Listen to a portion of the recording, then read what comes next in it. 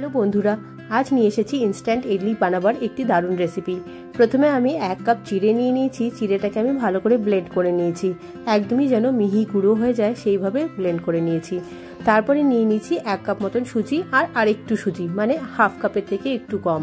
তারপর নিয়ে নিচ্ছি 1 কাপ মতন দই। এবার এই তিনটে জিনিসকে আমি খুব ভালো করে মিশিয়ে নিচ্ছি। মেশানোটা যেন খুব ভালোভাবে হয়। আমি কিন্তু এখানে প্রথমেই কোনো জল অ্যাড করছি না, প্রথমে দইটাকে দিয়েই একটু ভালো করে মিশিয়ে নেওয়ার চেষ্টা করব। তারপর আমি এখানে 1 কাপ মতন, যেই কাপে আমি সব জিনিসপত্রগুলো নিয়েছি সেই কাপেই আমি 1 কাপ মতন প্রথমে জল দিয়েছি। দিয়ে এটাকে আবার ভালো করে মাখিয়ে নেব। পুরো জলটা কিন্তু আমি একবারে দেব না। এবার আমি দিয়ে দিচ্ছি স্বাদ মতন নুন দিয়ে আবার ভালো করে মাখিয়ে নেব।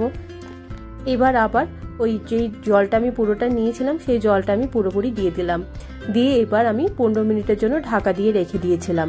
দেখুন সুজিটা একদম ফুলে গেছে, জলটা পুরো সোক করে নিয়েছে।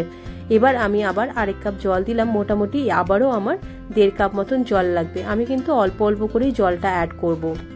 ব্যাটারটা কিন্তু একদম থকথকেই হবে, খুব বেশি পাতলা কিন্তু হবে না, মানে ডোসার ব্যাটারের মতন কিন্তু হবে না। ইডলির ব্যাটারটা একটু টাইট হবে।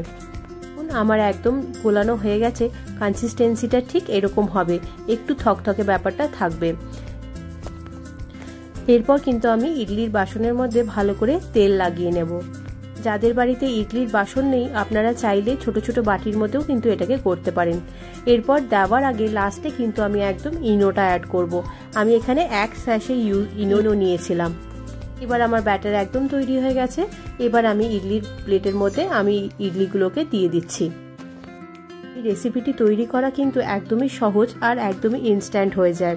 আমি এবার ইডলির নিচের প্যানটা আমি আগে থেকে জল গরম করার জন্য রেখে দিয়েছিলাম। যখন ফুটে গিয়েছিল তখন আমি ইডলির ওই প্লেটগুলোকে বসিয়ে দিয়েছিলাম। আর একদম এক্স্যাক্ট 10 মিনিট পরে আমি কিন্তু ঢাকনা আবার খুলে দিয়েছি। যেই হালকা একটু ঠান্ডা হয়েছে, বাস আমি ইডলিগুলোকে এমনি করে চামচ দিয়ে, যেমন করে আমরা আইসক্রিমের স্কুপ বার করি ঠিক সেমনি করে আমরা স্কুপ আউট করে নিয়েছি। কি সুন্দর বেরোচ্ছে দেখুন ইডলিগুলো, একদমই সফট তুলতুলে নরম নরম ইডলি তৈরি হয়ে যাবে এভাবে। রোজকার জলখাবারে কি বানাবো সেটা কিন্তু একটা সাংঘাতিক প্রবলেম আমাদের জন্য। সেটাকে একটি দারুণ সলিউশন, যেটা ইনস্ট্যান্টলিও হয়ে যাবে। তাই বানিয়ে ফেলুন এমনি করে ইডলি। এবার আমরা চলুন এর সাথে আমরা একটু চাটনি বানিয়ে নেব। প্রথমে আমি একটি মিক্সিং জারের মধ্যে নিয়ে নিয়েছি আদা, 2-3টে কাঁচা লঙ্কা, আর নিয়ে নিয়েছি আধেকটা মতন নারকেল। এবার তারপর ওর মধ্যে নুন দিয়ে তারপর আমি ওর মধ্যে জল দিয়ে দিয়েছি। এবার অ্যাড করে দিলাম তার মধ্যে 7 থেকে 8টে মতন কাজু দিলে কিন্তু টেস্টটা খুবই সুন্দর আসে। এবার দেখুন আমার পেস্টটা একদমই হয়ে গেছে। এবার আমরা এর মধ্যে ফোড়ন দিয়ে দেব।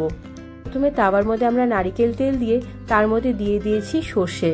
এরপর দিয়ে দিলাম এখানে উড়দ ডাল, মানে যেটাকে কলাইয়ের ডাল বলে। আপনারা চাইলে এখানে ছোলার ডালও ইউজ করতে পারেন, তবে আমি ছোলার ডালটা এখানে দিইনি। আর দিয়ে দিয়েছি এখানে কিছুটা কারি পাতা আর 1 চামচ মতন হিং। এটাই কিন্তু আসল ফ্লেভার্স, যেটা সাউথ ইন্ডিয়াতে সব জায়গায় চাটনি করার জন্য ব্যবহার হয়ে থাকে। এবার একটু ফুটে গেলে, মানে ফোড়নটা আমার একদম হয়ে গেলে, তারপর এটাকে আমি তুলে নিয়ে সেই নারকেলের পেস্টের মধ্যে আমি সেটাকে মিশিয়ে দেব। তাহলেই আমার কিন্তু চাটনি তৈরি হয়ে যাবে।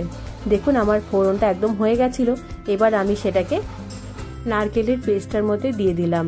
এইভাবে কিন্তু খুবই সুন্দর চাটনি তৈরি হয়ে যাবে। তাহলে এবার গরম গরম ইডলি আর তার সাথে এরকম অথেন্টিক সাউথ ইন্ডিয়ান চাটনি আপনারা এনজয় করে নিতে পারবেন। চলুন তাহলে ভিডিওটা শেষ করছি। ভিডিওটি যদি ভালো লেগে থাকে আপনাদের, তাহলে প্লিজ একটি লাইক করে দেবেন।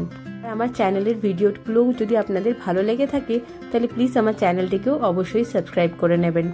অনেক অনেক ধন্যবাদ আপনাদেরকে দেখার জন্য।